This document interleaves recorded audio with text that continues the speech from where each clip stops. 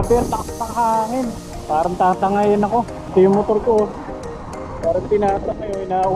Hinahawakan ko na, baka matangay eh. So yun guys, may nakuha na tayong booking.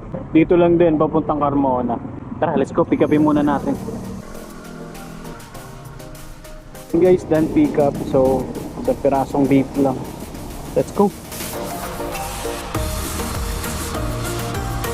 Mobility test daw po. Okay sir, salamat po.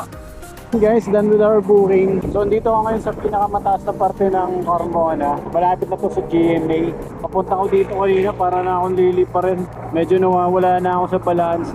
Medyo ramdam na yung lakas ng hangin dito sa mga matataas na lugar guys. So yun guys, sakto may nakuha pa ako. Carmona, going to Carmona lang to. At least diba, pababaan na rin may masasabay ako. Tara, let's go, pick upin ko muna to.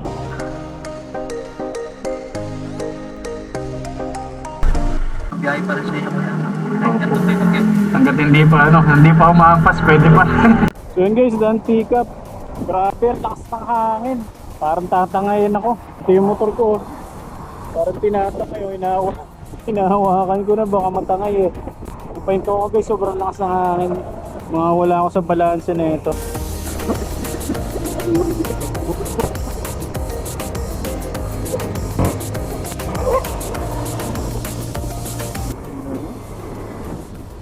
Nakabula ko ng aso. Walang yan naman oh. Yung mga aso dito guys, nangahabol. Ayun oh. Pag nagbagal ka, habulin ka. Wow, wow, wow, wow, wow. Wow, wow, wow, wow. Lakas. Ay. 275 po. Okay na po. Salamat po. Dahil may tip 5 star. Let's go. So yun guys, done with our pang-walong booking. Ulan na naman, tsaka medyo malakas na rin yung hangin. Mga nagsasabay na yung ulan tsaka hangin guys. So lang ibig sabihin nun, uwi na tayo. Let's go, uwi na tayo.